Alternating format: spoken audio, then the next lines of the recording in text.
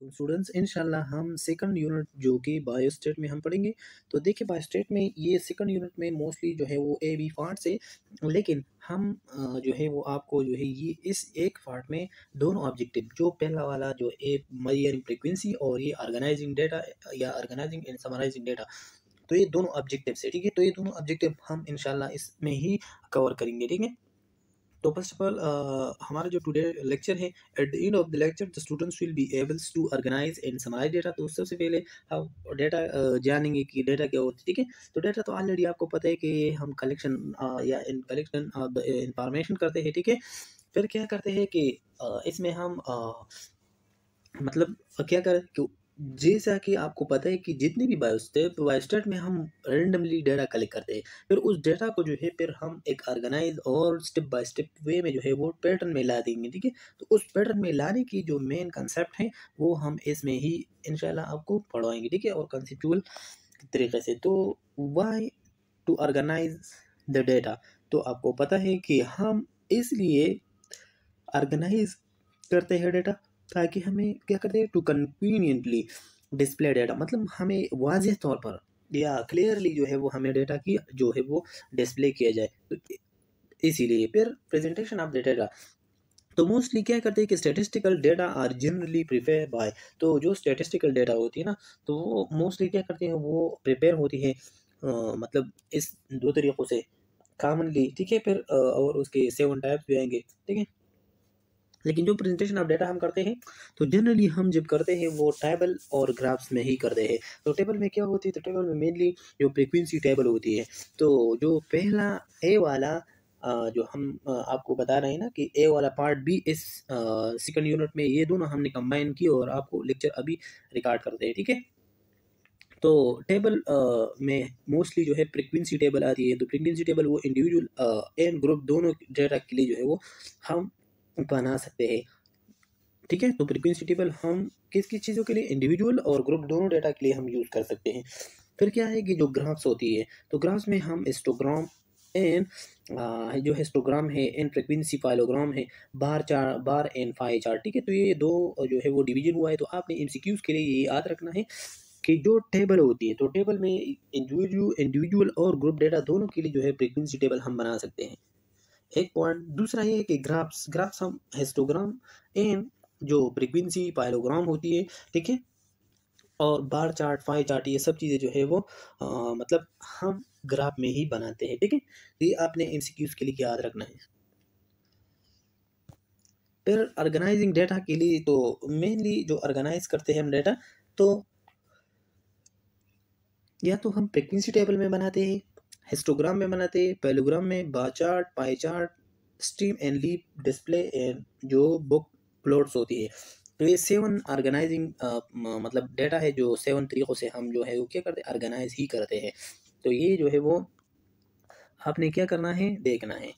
तो one by one इंशाल्लाह ये हम आपको शो भी करेंगे, आपको मतलब पढ़वाएंगे भी। ठीक है, उसके भी मुख्तलिफ किस्म की जो एग्जाम्पल है इंशाल्लाह वो भी हम आपको कंसेप्चुअली देंगे। लेकिन अगर आप से ये एक छोटी सी रिक्वेस्ट है कि अगर आप केमन सिग्नेचर हमारे यूट्यूब चैनल पे नहीं हो तो प्लीज़ सब्सक्राइब करें, बेल आइकन लाजिम दबाइए ताकि नई आने वाली वीडियो आप लोगों तक बर वक्त पहुँच जाए। ठीक है, तो आते हैं अपने टॉपिक की तरफ कि एडवांटेजेस क्या क्या है डायग्राम की। हाँ, अगर हम मतलब फ्रीक्वेंसी टेबल बनाते हैं या कोई भी ग्राफ्स वगैरह, हिस्टोग्राम, बार चार्ट वगैरह, ये पाई चार्ट, ये सब चीज़ें बनाते हैं, तो इसका एडवांटेजेस क्या होंगे, मतलब इसका फ़ायदा क्या होंगे। तो डायग्राम अगर हम बनाते हैं तो इसकी वजह से जो है वो एक डेटा जो है वो हम क्या अट्रैक्टिव डेटा हम मतलब शो होती है। ठीक है, दूसरा जो है वो है इफेक्टिव इम्प्रेशन, उसकी जो इम्प्रेशन होती है वो बहुत इफेक्टिव होंगी। ठीक है, जो हम डायग्राम बनाते हैं आर रेडीली इंटेलिजिबल, और ये बहुत ज़्यादा जो है वो क्या होती है, इंटेलिजिबल होती है, मतलब ये आप इजीली जो है वो अंडरस्टैंड कर सकते हैं, याद कर सकते हैं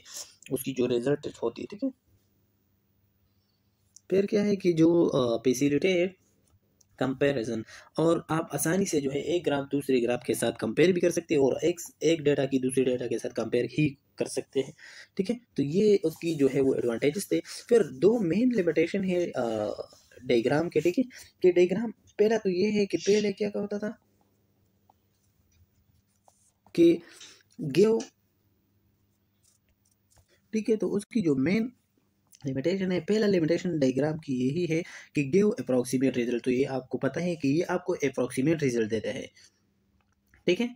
मतलब ये राउंड अबाउट वाला ये जो रिजल्ट है वो देते हैं, वो एग्जैक्ट जो है वो ये बात नहीं होती। आपको पता भी है कि बायोस्टेट में ही हम एवरेज जो है वो क्या करते हैं, मैटर करते हैं। तो पहला जो लिमिटेशन है ये इसी तरीके से इस वर्ड्स बाय वर्ड्स ही याद रखना है, ठीक है, क्योंकि एमसीक्यूज में ही आती है कि लिमिटेशन क्या क्या है। तो पहला लिमिटेशन गिव अप्रॉक्सीमेट रिजल्ट। दूसरा जो है वो क्या है कि need a technical hand for construction. तो पहले ज़माने में क्या होता था कि उसके लिए जो टेक्निकल मतलब हैंड होती है, मतलब वो हाथों से ही बनाना पड़ता था। अभी क्या होती है, अभी तो बहुत ज़्यादा आसान है, क्योंकि हम सारे डेटा कंप्यूटर की जो मेन वो होती है, एप्लीकेशन होती है, वहाँ पे हम पुट करके डायरेक्टली जो है उससे रिजल्ट निकालते हैं, ठीक है। फिर main component of the table क्या क्या हो सकती है, तो मेन पहला जो है वो सीरियल नंबर होती है फॉर एजी। उसके मेन मकसद सीरियल नंबर का क्या होती है कि हम डायरेक्टली जो है वो टेबल की जो है वो एजी आइडेंटिफिकेशन करवा सकें। फिर टेबल टाइटल है, तो टाइटल में ही क्या है कि ब्रीफ शॉर्टली जो है हम मतलब या क्लियरली या कंसाइसली जो है वो चीज़ हम क्या कर लें, लेंगे। तो क्लियर कंसाइज सेल्फ एक्सप्लेनेटरी या explanatory must answer for questions, ठीक है। तो टाइटल में मेनली जो भी हम चीज़ किसी चीज़ का मतलब वो होती है, टाइटल होती है, तो वो बहुत ज़्यादा कंसाइज और क्लियर फॉर्म में होना चाहिए, ताकि वो टू लाइन हम पढ़े और डायरेक्टली हमें इसका जो मेन तीन होती है टेबल का, वो हमें समझ ही आ जाए, ठीक है। तो इसीलिए ठीक है। फिर क्या है, मतलब what where how and when, मतलब कब क्या और कैसे और ये सब जो है क्वेश्चन, ठीक है। तो ये 4 क्वेश्चन आपने जो है वो दे कराने, ठीक है।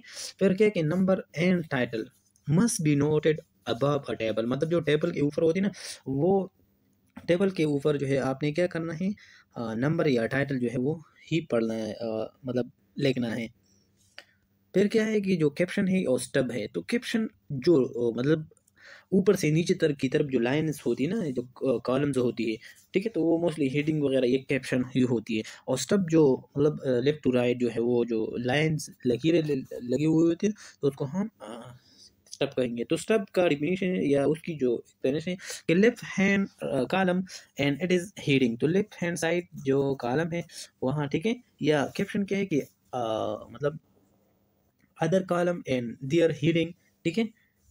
फिर average and total at the bottom in of that column and rows, ठीक है। तो in of the column and rows में ही ये चीज़ें क्या होती हैं, ये होती है। फिर क्या है कि जो फुट नोट्स होती है, तो ये भी बहुत ज़्यादा इंपॉर्टेंट चीज़ होती है। इससे डायरेक्टली पता चलता है कि इसका जो है वो कौन सी क्वेश्चन वगैरह करवा दी है, क्या चीज़ वो हमें जो है वो ऐसा रिजल्ट देते हैं। तो for elaboration clarification of some point, तो एलाबोरेशन या मतलब उसकी जो एक्सप्लेनेशन होती है या आपको क्लियर करने के लिए जो पॉइंट लिखा होती है, तो वो फुट नोट में होती है, ठीक है। फिर क्या है, फॉर एग्जाम्पल अगर हम देख ले एक चार्ट हमने या एक ग्राफ हमने रख ली, तो नीचे जो है वो फुट नोट में देखेंगे कि एज इन एयर एज ठीक है। तो लास्ट बर्ड है हम मेंशन करेंगे या सोर्स ऑफ डेटा, मतलब हम किस जगह से जो है डेटा लेंगे। For example economic survey of Pakistan 2001 से लेकर 2002 तक जो है वो उससे हम ये सर्वे वगैरह लेते हैं। फिर क्या है कि जो मेनली वो वाला सब चीज़ें हम यहाँ पे जो है आपको पॉइंट आउट करता हूँ, ठीक है। तो सबसे पहले जो सीरियल नंबर था, मतलब जो टेबल 1 है, टेबल 2 है, ठीक है, तो यहाँ पे डायरेक्टली आपको पता चलता है। फिर टाइटल जो है वो टाइटल में क्या करते हैं, जो कंसाइज फॉर्म में जो है वो हम ये पॉइंट जो है वो देंगे, ठीक है। कि मतलब ये है कि patient admitted in teaching hospital during years 1999 2000 and 2001, ठीक है। तो ये उस जगह उस टाइम पे जो है वो बहुत ज़्यादा वो उसकी जो रेशो था वो एक रेशो निकाला हुआ था, ठीक है। तो फिर क्या है कि अ, अगर हम स्टब की बात करें, तो स्टब मोस्टली किस जगह पे होती है, तो ये इसी तरीके से ये जो स्टब है, देखिए ये जो हेडिंग है, ये हेडिंग है, तो देखिए ये स्टब है, इस हेडिंग को हम स्टब कहेंगे, ठीक है। ये इसी तरीके से इसको रिप्रेजेंट करता है। और ये जो कैप्शन है, तो ये कैप्शन का यहाँ जो ये वाला मतलब हेडिंग होती है, ठीक है, उसको नीचे की तरफ प्रेजेंट करता है, ठीक है। तो ये हो गया कैप्शन, और दूसरा जो है वो स्टब। फिर लास्ट में जो है आते हैं वो फुट नोट्स पे आते हैं। तो फुट नोट्स क्या होती है, ठीक है, तो ये एक इम्पॉर्टेंट प्लेस होती है जहाँ पे हम जो है उसकी डायरेक्टली जो पॉइंट्स होती हैं, ठीक है, वो नोट्स के नीचे मतलब एक सारा खुलासा लिखा हुआ होती है, या उसमें कौन सी डाउट वगैरह है, या ठीक है, तो ये सब चीज़ें वहाँ पे लिखी हुई होती। फिर क्या होती है कि how to make a table, किसी तरीके से आप फ्रीक्वेंसी टेबल जो है वो बना सकते हैं। तो ये है अभी हम आपको फ्रीक्वेंसी की जो मेजरमेंट है और फ्रीक्वेंसी टेबल बनाने की जो तरीका है वो मैं आपको इसमें ही समझाऊंगा, ठीक है। और जो पहले जो मतलब आइनिस का स्लाइड थी वो उसके लिए अलग उसने मतलब ए बी या बी पार्ट बनाया है, ठीक है। लेकिन इंशाल्लाह मैं आपको इस एक सेकंड यूनिट में ही मतलब सारे इसमें इंक्लूड होंगे। तो how to make a table, table कैसे तरीके से बना, देखिए study of number of children या फैमिली। फिर हमने एक स्टडी की, इसमें हमने जो चिल्ड्रंस की जो मतलब फैमिलीज, चिल्ड्रन एक फैमिलीज में जो चिल्ड्रन थे, ठीक है, तो हमने निकाले तो यहाँ पे क्या है, ये नंबर ऑफ द, ठीक है। तो इसी तरीके से जो है ये अभी हमने जो स्टडी की कि study of number of children, तो चिल्ड्रन इन अ फैमिली में जो नंबर है, तो नंबर ऑफ चिल्ड्रन जो है वो 30, या उसकी जो फैमिलीज है, तो 30 फैमिलीज ने हमने मुख्तलिफ किस्म की जो है वो डाटा ली है। तो 30 फैमिलीज से फिर ये तो नॉर्मल जो है वो रैंडम साइज में ही मतलब डाटा किया वो आ गया। लेकिन फिर हम इसके लिए और जो है वो प्लान कराएंगे कि सबसे पहले तो ये भी आपने एमसीक्यूज के लिए याद रखना है कि जो फ्रीक्वेंसी टेबल होती है वो डेटा कंटिन्यूस के लिए भी होती है, जो मैं आपको अभी पढ़ा रहा हूँ। तो डेटा जो डिस्क्रीट है इसके लिए बनाते हैं, और डेटा कंटिन्यूस है के लिए ही बनाते हैं, ठीक है। तो फ्रीक्वेंसी टेबल में जो डिस्क्रीट डेटा है, तो for example study of number of children in families, ठीक है। तो नंबर ऑफ चिल्ड्रन जो है वो फैमिलीज में 30 है। तो ये अभी रैंडम है। इस पे हम सबसे पहले जो स्टेप अप्लाई करेंगे, सबसे पहले हम उसको असेंडिंग ऑर्डर में ही लाएंगे। तो जब ये चीज़ हम असेंडिंग ऑर्डर में ले आएंगे ना, तो उसी की वजह से जो है वो ये चीज़ फिर अरेंजमेंट में हो जाएंगे। जहाँ जिस घरों में जो है वो ज़्यादा एक एक बच्चा हो, किसी एक दो घराने ऐसा होती है कि उस नहीं 0 बच्चा हो सकती है, ठीक है। तो ये सबसे पहले हमने सारे जो पॉइंट्स हैं वो हमने असेंडिंग ऑर्डर में, फिर क्या करते हैं कि मतलब फ्रीक्वेंसी टेबल, तो आपने क्या करना है कि फ्रीक्वेंसी टेबल को ड्रा करना है। फ्रीक्वेंसी टेबल कैसे ड्रा करेंगे, देखिए। तो आपने सबसे पहले क्या करना है कि यहाँ पे जो नंबर ऑफ चिल्ड्रन है, ठीक है, इस एक से रिप्रेजेंट होती है। और दूसरी तरफ अगर देखें तो फ्रीक्वेंसी हो गया। तो फ्रीक्वेंसी का मेन मकसद ये है कि ये घरानों की तादाद को बताती है कि मतलब कितने घर है और कितने उसमें जो है वो नंबर ऑफ चिल्ड्रन है। तो ये चिल्ड्रन को रिप्रेजेंट करता है। फॉर एग्जांपल अगर हम उसकी इंटरप्रिटेशन कर लेते हैं, या उसकी जो है वो एक्सप्लेनेशन किस तरीके से करवाएंगे चिल्ड्रन को, तो देखिए ये थ्री घर ऐसे हैं जिसमें मतलब थ्री घर ऐसे है कि उसमें एक एक बच्चा होती है, ठीक है। दूसरा जो पहला वाला है, तो दूसरा क्या है कि मतलब टू वाले फ्रिक्वेंसी, तो टू वाला फ्रिक्वेंसी मीन कि इसमें 0 0 जो है वो क्या होती है, नंबर ऑफ चिल्ड्रन होती है, ठीक है। तो इसी तरीके से अगर हम 6 के लिए तो 6 घराने ऐसे होती है जिसमें 4 बच्चों की तादाद है, ठीक है। तो ये सब जो है वो चीज़ें एक ठीक है। फिर क्या है कि ये सारे जो है वो एक एज अ फ्रिक्वेंसी टेबल बन गया। फिर फ्रिक्वेंसी टेबल में हम क्या करते हैं, उसकी इंटरप्रिटेशन किस तरीके से करेंगे। तो इंटरप्रिटेशन हम क्यों करते हैं, उसके इम्पोर्टेंस क्या है। तो इंटरप्रिटेशन हम इसलिए करते हैं ताकि हम ये सारी चीज़ें जो है वो जब हम कर लेते हैं तो डॉक्यूमेंट तो करते हैं, ठीक है। फिर इस फ्रीक्वेंसी टेबल में हम इंटरप्रिटेशन ऐसे करते हैं कि अगर हम फाइव फाइव को देखें ना, तो 5 आउट ऑफ 30 जो है वो टू है। देखिए इस फाइव को, फर्स्ट फाइव को देखें कि 5 आउट ऑफ 30 मीन 30 इस फैमिली में 5 फैमिलीज का जो है वो चिल्ड्रन टू थे, मतलब 5 आउट ऑफ जो है वो क्या थे 5 फैमिली में उस हर फीमेल के जो है वो टू टू क्या थे, बच्चे थे। और अगर 4 की बात कर ले तो 4 में ये है कि मतलब आपने 4 आउट ऑफ 30 जो है वो फैमिली हैड 5 चिल्ड्रन, ठीक है। तो अदर जो पॉइंट है, तो इसमें हम क्या करेंगे, रिलेटिव फ्रिक्वेंसी मालूम करेंगे। तो जो रिलेटिव फ्रिक्वेंसी होती है ना, तो ये हम मतलब एक टेबल बनाते हैं, लेकिन हम परसेंटेज में उसकी वैल्यू देखते हैं कि हमारे पास जितने केसेस है और उसमें हमारे पास फॉर एग्जांपल हम देखते हैं कि जो स्टब है, स्टब 1 नंबर पे कितने परसेंट है, 2 है, ठीक है? तो ये हम उसकी मालूम करेंगे। तो फ्रीक्वेंसी या जो रिलेटिव फ्रीक्वेंसी है, तो represent the relative frequency to total cases of any class interval. तो जो क्लास है इंटरवल है, मीन जो स्टब हो हमने बताया ना, तो उसको हम क्लास इंटरवल भी कहते हैं। तो उसकी हम क्या करते हैं, टोटल में से उसकी जो रिलेटिव फ्रीक्वेंसी हो वो मालूम करते हैं। तो नीचे फार्मूला है, इंशाल्लाह आप समझ जाएंगे। फिर उसके बाद जो है वो क्या है कि obtain, it is obtain by dividing the number of cases in each class interval by the total number of cases and multiply by 100, ठीक है? तो ये क्या होती है कि relative frequency is equal to frequency divide by जो total observation होती है, ठीक है, मल्टीप्लाई बाय 100। तो यहाँ पे हमारे पास फ्रीक्वेंसी लिखना होगा, ठीक है? जो फ्रीक्वेंसी आप ले रहे, मतलब अगर आप 5 फ्रीक्वेंसी का मालूम करते हैं रिलेटिव फ्रीक्वेंसी, तो इसका वो परसेंटेज आपके लिए डायरेक्टली निकाल लेंगे। फिर बाद में वो चार्ट बना हुआ भी है, ठीक है?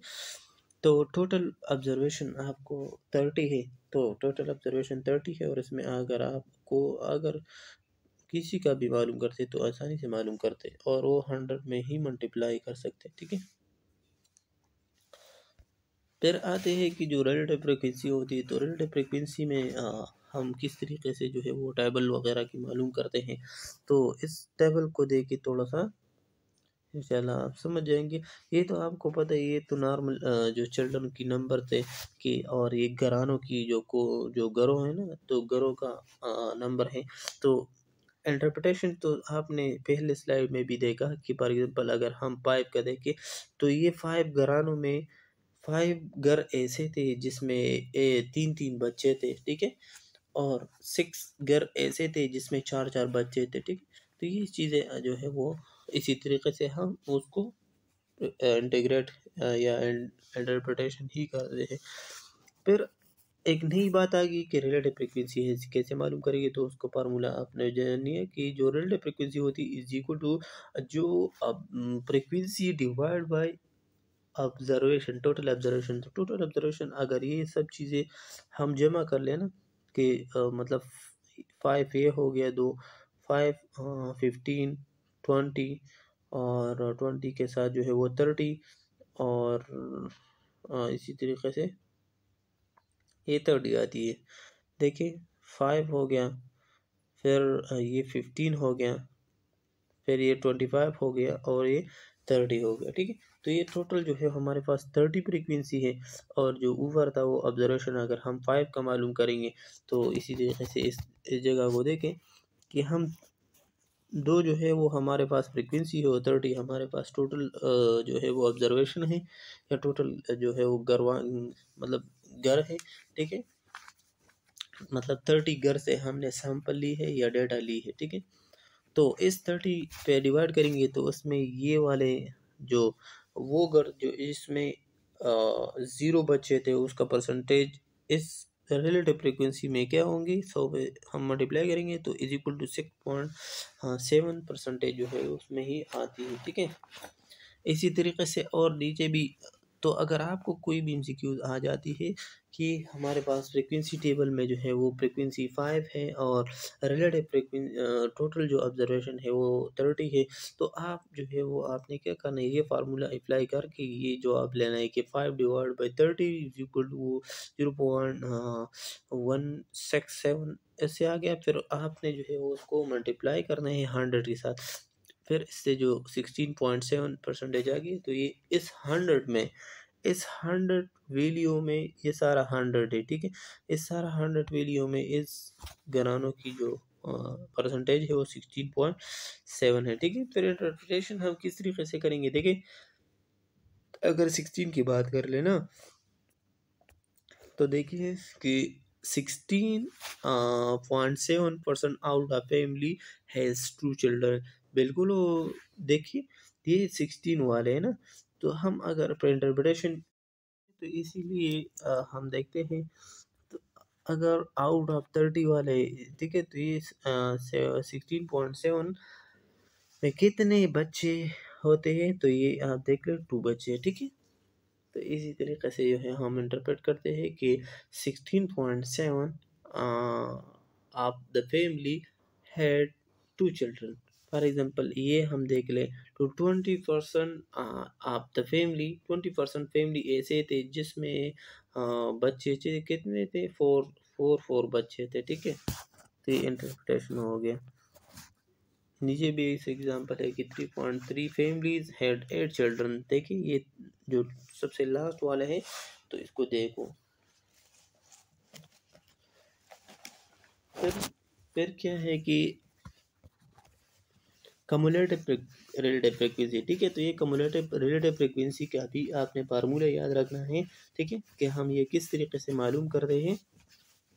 तो ये सब जो है इस सेकंड यूनिट में हमने पढ़ ली कि cumulative relative frequency give the proportion of individual having a measurement less than or equal to the upper boundary of the class interval. तो हम फिर उसकी जो क्लास इंटरवल के दरमियान जो मतलब एक कम्युलेटिव फ्रीक्वेंसी होती है वो हम मालूम करेंगे, ठीक है। तो इसका जो मतलब फार्मूला है, तो हम किस तरीके से कम्युलेटिव फ्रीक्वेंसी को मालूम करेंगे। तो relative frequency is equal to relative cumulative frequency is equal to cumulative frequency divide by total observation और मल्टीप्लाई बाय 100, ठीक है। तो ये जो कम्युलेटिव फ्रीक्वेंसी और दोनों रिलेटिव कम्युलेटिव फ्रीक्वेंसी जो है वो यहाँ पे ये डायग्राम में दिया हुआ है, तो आप थोड़ा सा उस पर फोकस कर ले, मैं आपको बताता हूँ। तो देखिए ये तो नॉर्मल आपको पता था कि जो नंबर ऑफ चिल्ड्रन थे जो हमने डेटा ली है, ठीक है, घरों का। और ये आपका जो घर है मतलब जितने भी घरों से हमने लिया है और जितने बच्चे हैं, ठीक है। तो ये 30 जो है वो आपको पता है कि ये 30 हमारे पास क्या है, फ्रीक्वेंसी है। और यहाँ पे जो है वो हर उसकी हिसाब से फॉर एग्जांपल जो है वो 5 ऐसे घर थे जिसमें 2 बच्चे थे, ठीक है। तो ये उसके हिसाब से ही होती है। फिर आते हैं कि जो रिलेटिव फ्रीक्वेंसी, तो फिर ये भी आपने पढ़ना है क्या कि मतलब रिलेटिव फ्रीक्वेंसी है ये कि frequency divide by total observation multiply by 100। तो वो भी हमने पहले किया। फिर बात आती है जो नई है वो कम्युलेटिव फ्रीक्वेंसी का है। तो कम्युलेटिव फ्रीक्वेंसी वो फ्रीक्वेंसी होती है जिसमें हम क्या करते हैं, उसकी एक मजमू सा निकालती है, जैसा कि इसका पैटर्न अलग होती है, ठीक है। हम क्या करेंगे, ये जो है कम्युलेटिव फ्रीक्वेंसी पहला हो, तो ये बात आपने जान लेना है कि कम्युलेटिव फ्रीक्वेंसी हम बनाते कि कम्युलेटिव फ्रीक्वेंसी हम किस तरीके से बनाते हैं। तो इससे पहले आपने लाजिम रिलेटिव फ्रीक्वेंसी बनाई हुई होती है, ठीक है। तो इसीलिए जो रिलेटिव फ्रीक्वेंसी है तो ये दो तो इस जगह पे ही आ गया है, ठीक है। अगर आपको कोई भी डेटा देते कि और आप बताते हैं कि हमें कम्युलेटिव फ्रीक्वेंसी का टेबल बनाए, तो इसी तरीके से बनाइए। आपको मैं तरीका बताता हूँ, ठीक है। फिर आपने ये 2 जो है ये 2 3 के साथ प्लस करना है। तो ये 3 जो है आ गया, किस चीज़ 5 आ गया। फिर ये 5 आपने जो है वो इस 5 से प्लस करना है, तो ये 10 आ गया। फिर ये 10 5 से 15 आ गया। फिर 15 जो है वो 6 से 21 आ गया। तो फिर 21 तो 25 आ गया, ठीक है। तो इस तरीके से जो है वो आपने ये चीज़ें जो है वो 27 आ गया, ठीक है। फिर 29 आ गया और फिर 30 आ गया, ठीक है। तो ये इसी तरीके से जो है आपने क्या करना है, जो है वो अच्छी तरीके से समझना है, ठीक है, कि किस तरीके से हम उसको बनाते हैं। फिर अगर हम उसको कम्युलेटिव फ्रीक्वेंसी जो है वो लेते हैं ना, तो कम्युलेटिव फ्रीक्वेंसी का जो टेबल है वो ये वो वाला बन गया। तो इस पर ये हम परसेंटेज में लेंगे। फॉर एग्जांपल जैसा कि 10 हो गया, तो 10 ये तो मतलब कम्युलेटिव फ्रीक्वेंसी आ गया, ठीक है, घरानों का नंबर आ गया। और डिवाइड बाय 30, तो ऑलरेडी आपको पता है कि ये 30 हमारे पास जो घराने हैं स्टैंडर्ड है, ठीक है।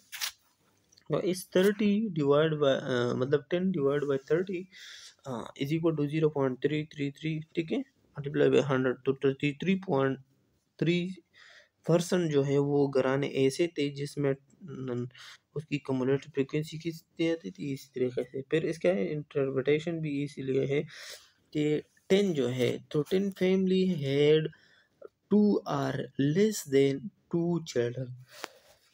देखिए ये 10 वाले को देखें कि आप इसका इंटरप्रिटेशन इस तरीके से करेंगे कि आपने बताना है कि ये 10 फैमिली जो है, ये फैमिली है ना, ये 10 फैमिली जो है हेड मतलब टू टू तो है या लेस देन टू जो है वो चिल्ड्रन होते हैं, ठीक है। मतलब इस आपने क्या करना है, आपने उस हिंट से पीछे जो है वो थोड़ा सा बात करना है। जैसा कि पहले ये एग्जांपल था, तो 21 का देखे तो 21 फैमिली हैज आउट ऑफ 4 जो है वो क्या थे 4 मतलब ये इसने 5 मेंशन किया है। ये इसीलिए मेंशन किया है कि आप मतलब had less than 5 children to mean 4 children. तो आपने क्या करना है, आपने उसको भी इसी तरीके से इस जगह से जाना है। फॉर एग्जांपल दूसरा एग्जांपल देखें 27 जो है तो 27 families had out of 7 or less than 7, ठीक है। तो उसके साथ तो डायरेक्टली 6 टच है, लेकिन हमने क्या करना है, एक आगे वाला जो पीछे वाले के साथ क्या करना है, थोड़ा सा कोरिलेट करना है। तो ये और फिर इसकी जो रिलेटेड फ्रिक्वेंसी की जो मतलब परसेंटेज के हिसाब से थे, तो ये 6.3 ये बाद में जो जो भी फार्मूला है वो आपने अप्लाई करना है और 30 पे डिवाइड करना है, वो डायरेक्टली उसके साथ आ जाती है। तो ये वो वाला ये तो रेंडमली कैम्यू की जो स्लाइड है वो उससे लिया है, लेकिन हमने उसमें जो पहले वाला डायग्राम वगैरह है फ्रीक्वेंसी टेबल ये हम खुद ही ने बनाए, ठीक है। ये स्लाइड में नहीं है, ये चीज़ है स्लाइड में, ठीक है। तो ये आपको पता है नंबर ऑफ चिल्ड्रन है, ये जो घर है इसका डेटा मतलब नेम है घर। रिलेटिव फ्रीक्वेंसी कम्युलेटिव फ्रीक्वेंसी आ गई। कम्युलेटिव फ्रीक्वेंसी मतलब ये 3 2 के साथ 5 5 5 के साथ 10 10 10 10 15 के 10 5 के साथ 15, ठीक है। तो ये इसी तरीके से ही बना गया। फिर इसके लिए परसेंटेज में इस फार्मूले को देखो कि टोटल मतलब जो कम्युलेटिव फ्रीक्वेंसी है डिवाइड बाई ऑब्जर्वेशन, ठीक है। फिर बात आती है कि तो इंशाल्लाह हम दूसरी पार्ट से जो है वो फ्रीक्वेंसी टेबल की जो कंटिन्यूस डेटा के लिए हम जो फ्रीक्वेंसी टेबल बनाते हैं तो वो हम किस तरीके से बनाते हैं तो देखिए इंशाल्लाह सेकंड